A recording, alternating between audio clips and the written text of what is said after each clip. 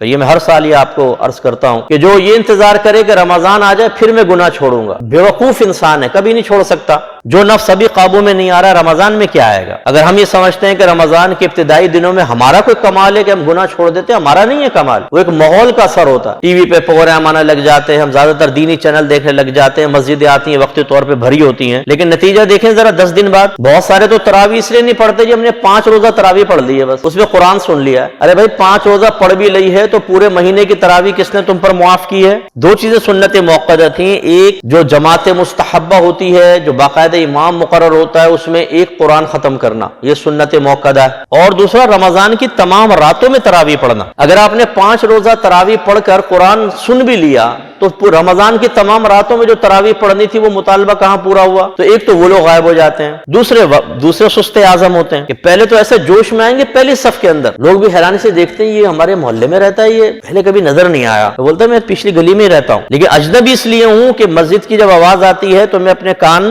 پہ اور تکیہ ڈھک لیتا ہوں، الصلاۃ خیر من النوم سن کر، اتنی توفیق نہیں ہوتی کہ مسجد میں آ جاؤں۔ رمضان میں جوش چڑھا ہے، اب دیکھیں کیا پہاڑ توڑتا ہوں، تو پھر وہ کچھ دن کے لیے مانوس سا بنتا ہے، پھر اجنبی ہو جاتا ہے، پھر آپ ڈھونڈتے رہیں آپ کی نگاہیں غائب ہو جائے گا۔ 4 روز 5 روز کا جوش ہوتا ہے۔ ہمارے نوجوان 2-3 دن تک ٹک ٹاک سے دور رہتے ہیں، اس کو طلاقیں دینے کی کوشش کرتے ہیں، لیکن رجع پھر آ جاتی ہے اور رجوع کر لیتے ہیں، کیونکہ طلاق رجعی دی ہوتی ہے، کوئی 3 طلاقیں دی ہوتی، مغلظہ ہوتی طلاق تو چلو حلالہ کے بغیر ممکن نہ ہوتا، لیکن وہ طلاق رجعی دی ہوتی ہے، تھوڑی سی دیر میں رجوع کر لیتے ہیں، پھر وہی رمضان ہوتا ہے اور وہ نوجوانوں کے میسج ہوتے ہیں مفتی صاحب غسل فرض کر لیا اپنے اوپر، یہ گناہ کر لیا، وہ گناہ کر لیا۔ شوہر حضرات میسج کر رہے ہوتے ہیں کہ جی وہ ہم پہ بے قابو ہو گئے میاں بیوی اور جسمانی تعلق قائم کر لیا حالت روزہ میں۔ کیوں قائم کر لیا؟ اس لیے کہ تمہاری طبیعتیں قابو میں نہیں ہیں، تم نے کبھی نفس کو قابو میں کرنے کا ذہن ہی نہیں بنایا، آپ نے کبھی وہ طریقہ ہی نہیں سیکھا کہ نفس کو اپنی طبیعت کو کیسے روکا جاتا ہے۔ پورے سال 11 مہینے تک ہم نفس کی غلامی کرتے ہیں، وہ کہتا ہے کھانا کھاؤ، کھانا کھا لیا، کون سا کھاؤ؟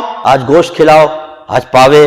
آج سوپ ہونا چاہیے، آج پھلا ہونا چاہیے، آج گرم چائے، کشمیری چائے جی، گرین ٹی، جو کہہ رہا ہوتا ہے فٹافٹ حکم، سرکار حکم فرمائیں آپ اندر سے، اور نہیں تو رتنا نکال کے وہی چھیل کے رتنا کھا لی صاحب، جیم کھا لی، گٹکے، ماوا،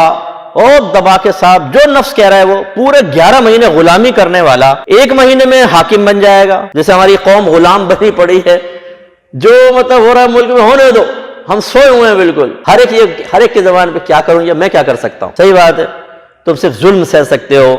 مار کھا سکتے ہو، ٹیکس دے سکتے ہو، پس سکتے ہو، ذلیل ہو سکتے ہو،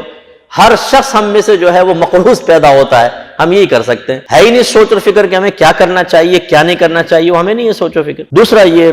اپنے اخروی معاملات میں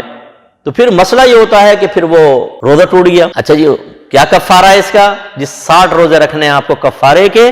اور 1 روزہ رکھنا ہے قضا کا، قضا کا علیحدہ ہوگا، 60 لگاتار رکھنے، بیچ میں گیپ نہیں، 59 رکھے 1 روزہ رہ گیا، دوبارہ نئے سرے سے گنتی شروع کرنی پڑے گی۔ تو اتنی سخت سزا، تو تم سو رہے تھے پہلے؟ تمہیں نہیں پتا تھا کہ تمہارے مذہب نے کیا تعلیم دی ہے؟ اب تم ایک دم اچانک اپنے مذہب کی تعلیم ہی بڑے اجنبی محسوس ہوئی کہ 60 روزے لگاتار، یہ تو بڑا مشکل ہے، تو مشکلیں تو دور ہو جاتے، وہ آسان کام چھوڑ دیتے، تمہیں تو وہ مشکل لگا اس سے بچنا، تو پھر یہ تو بدرجہ والا مشکل لگے گا، اب تو کوئی رعایت نہیں مل سکتی۔ تو کہتے ہیں ہم کھانا کھلا دیتے ہیں، پیسہ دے دیتے ہیں، لیکن اس کے روزے کے کفارے میں ترتیب اللہ نے ایسے رکھی ہے کہ پہلے روزے ہی رکھنے پڑیں گے، اس میں نہیں ہو سکتا یہ کر لو یہ کر لو۔ قسم کے کفارے میں ہو سکتا ہے، اس میں رعایت دی ہے، لیکن زہار کا کفارہ یا روزے کا کفارہ، اس میں پہلے 60 روزے رکھنے ہیں، جب آپ کو صحت حاصل ہے تو آپ کو رکھنے پڑیں گے، اس میں آپ یہ نہیں کر سکتے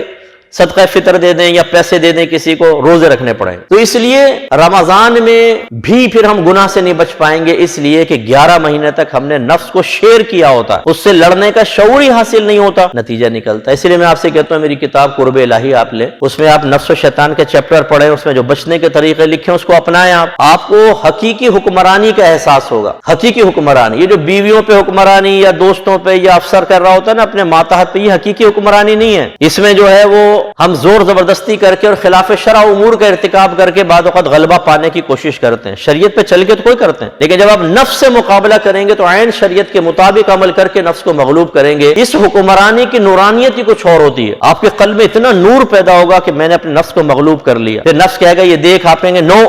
نفس کہے گا جی جو حکم، نفس کہے گا بول، آپ کہیں گے نہیں، کہے گا جی جو حکم، آپ کہیں گے نماز پڑھو، نفس کہے گا تھوڑا دیر میں، خبردار، جی جو حکم، فوراً اطاعت کرے گا ہر چیز میں، نہ گناہ کی طرف بڑھے گا نہ کسی نیک عمل کو ترک کرے گا. اس طرح آپ جس نیک عمل کے بارے میں کہیں گے فوراً حاضر. ابھی ہماری صورتحال یہ ہوتی ہے کہ موڈ ہی ہوتا ہے ہمارا, کچھ اور کام نہیں ہے, موڈ ہے تو نماز پڑھ لی. لیکن اگر ہم گیم کھیل رہے ہیں, اگر ہمارے دوست آ گئے, اگر کوئی کرکٹ کا میچ چل رہا ہے, اگر کوئی اور ہم چیز دیکھ رہے ہیں تو اندر سے آواز آتی ہے ابھی نہیں, دیر سے. کہتے ہیں جی لبیک. اس دیر میں اتنی دیر ہو جاتی ہے, بعد وقت نماز قضا ہو جاتی ہے. یا اتنی سستی آتی ہوتی ہے, یار اب اتنی سستی آ گئی ہے نا, اب نہیں موڈ ہو رہا, قضا کر کے پڑھ دیں. تو کب تک ہم یہ غلامی سہتے رہیں گے؟ تو اس لیے رجب کا مہینہ بہترین مہینہ ہے کہ اس مہینے میں ہم تیاری کریں شعبان کی, پھر شعبان میں تیاری کریں رمضان کی.